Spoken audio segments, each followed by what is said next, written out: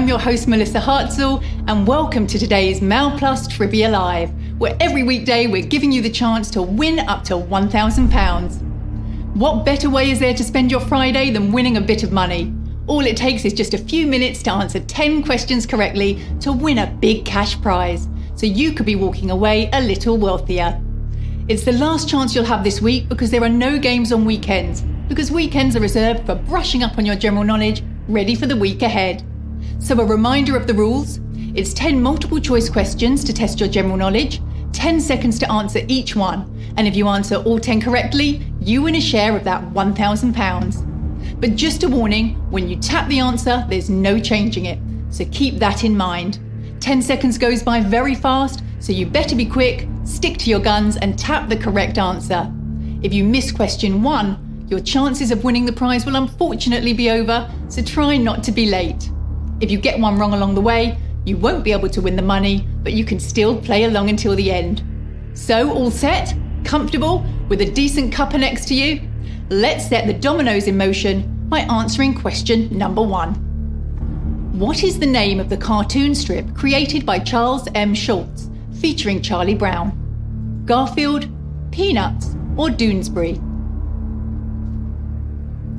Charlie Brown and Snoopy the dog reached new heights, literally, by becoming the official mascots of the Apollo 10 spacecraft in 1969. They were featured in the comic strip Peanuts, although it wouldn't have been making its publisher peanuts, because at the height of its readership, it was reaching audiences of 355 million worldwide. Well done to you if you got that one right. Here's question 2. Which of these railway stations does not appear on a standard UK Monopoly board? King's Cross, Waterloo, or Fenchurch Street? Monopoly was first made in America as an educational tool originally called the Landlord's Game in 1903. It slowly evolved into the game we know today, adapted for the United Kingdom in 1930. It is Waterloo Station that doesn't appear on the board.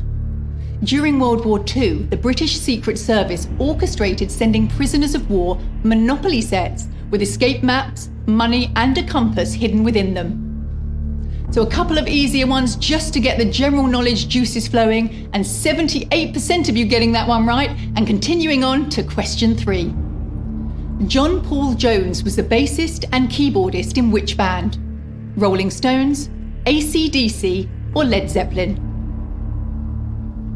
Hailing from London and originally called the New Yardbirds, it's Led Zeppelin. They last had a reunion concert in 2007. They famously arrived at their name while joking about their music going down like a lead balloon. But Jimmy Page said that a balloon wasn't heavy enough, so went one bigger with a Zeppelin. And well done to 72% of you getting that right, and moving on to question 4. Which of these American presidents served only one term in office? Jimmy Carter, Ronald Reagan, or Bill Clinton? Not one of these presidents features on the grand sculpture known as Mount Rushmore, which displays Presidents Lincoln, Jefferson, Roosevelt, and Washington, who are all said to be responsible for different elements of America's early growth. And it was Jimmy Carter who served only one term. His nickname was Jimmy Carter the Peanut Farmer, having taken care of his family's business of running a peanut farm in Georgia, which he eventually had to put into a blind trust to focus on the minor duties of running America. And well done to 79% of you getting that one right, and we're almost at the halfway mark. Here's question 5. Which country has the internet domain .cn? Canada, China, or Cameroon? Just to clarify the concept of an internet domain, the United Kingdom's domain is .co.uk, and America's is of course .com. And .cn is the domain in China. In total, there's an astonishing 1.7 billion registered websites on the internet, but only 200 million are active. So there's a lot of website gravestones out there. And congratulations to 51% of you knowing your domains and getting past that halfway point and still playing for the £1,000 prize. If you answered the last question incorrectly, you can't win the money, but of course you can play along until the end. Here's question 6. Prior to the introduction of the euro in 2002, what was the unit of currency in Spain? Peseta, peso, or drachma? You might have a few coins still lying at the bottom of your drawer, amongst some obsolete phone chargers and some dead batteries. It's peseta. Before the euro took its place, the currency had been around since 1868.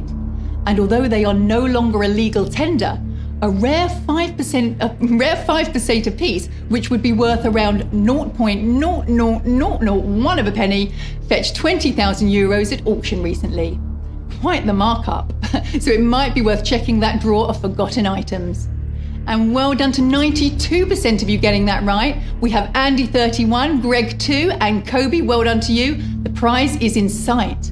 And remember, if you got one wrong, you can still play along, so don't feel too left out. Moving on to question 7. Which of these novels was not written by Alistair MacLean? Puppet on a Chain, The Eagle Has Landed, or Ice Station Zebra? Having been discharged from the Navy after an injury, he worked as a street sweeper in Glasgow and a hospital porter before writing his first novel.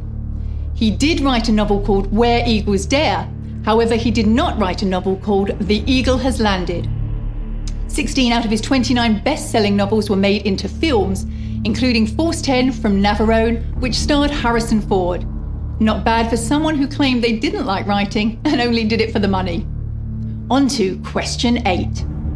Which of these national trails is the longest? Cotswold Way, South Downs Way, or Cleveland Way? Stretching 109 miles, it will take you around 9 days to walk the entire length of it. Cotswold Way is 102 miles long, South Downs Way is 100 miles long, making Cleveland Way in York the longest by 7 miles to be exact. And if you're planning a nice little trip in the beautiful countryside, don't confuse it with the street in Whitechapel, London by the same name, which is no longer than 100 metres long. And congratulations to 46% of you getting that one right, and still very much in the game are D27, Turner 98, Fraggy and Ian 10. Well done to you. A couple more hurdles to overcome.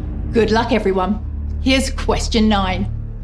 Which rich spicy soup takes its name from the Tamil for black pepper and water? Callaloo, mulligatawny, or bisque? Becoming popular with British troops during colonial times, the name of it is of Indian descent. It's quite a mouthful, the pronunciation that is. It's mulligatawny. And if you haven't had lunch yet, the simple traditional Indian recipe is tamarind, red chilies, garlic, mustard seeds, fenugreek seed, black peppercorn, salt, and carré palk leaves. Got that?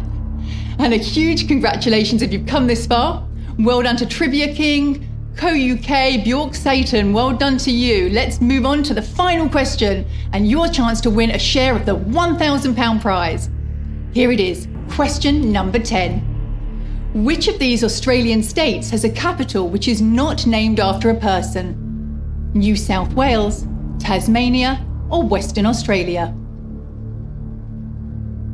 The capital of New South Wales is Sydney, named after Lord Sydney, who was the British Home Secretary then. Hobart is the capital city of Tasmania, named after Robert Hobart, the Secretary of State for War and Colonies. And it's Western Australia, Perth its capital, is not named after a person, but after the birthplace in Scotland of Sir George Murray, the British Secretary of State of Colonies at the time in 1829. It really does fly by. That's all 10 questions complete, and it's been a joy. I hope you've learned something. And we have 52 winners this afternoon. Congratulations to you, D27, Kobe, Jack 38. Well done to all of our winners. A potluck of questions, and it only takes one hard one to throw your game off. But if you've got all 10, what a sterling effort. Quite the head you have on your shoulders. And if you're leaving empty-handed, do tune in on Monday to see if the next set of questions are more to your knowledge. There are going to be a lot more chances to win every weekday, including Bank Holiday Monday, so better luck next time. And we'll see you all at the start of next week for another chance to win £1,000 on Mail Plus Trivia Live. Bye for now.